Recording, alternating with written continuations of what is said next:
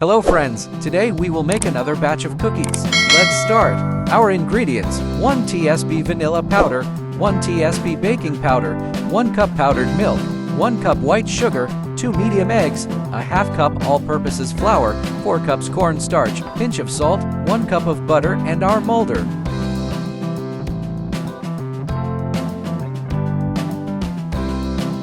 I mixed all together. Here it is.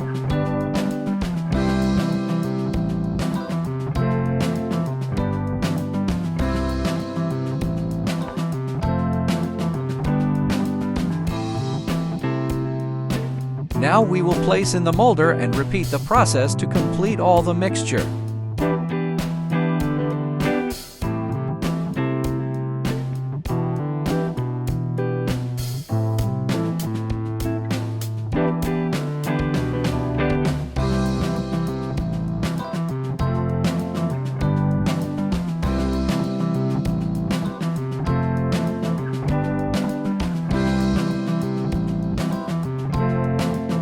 After that, we will place it in the preheated oven of 180 degrees Celsius for about 20 minutes, and it's done.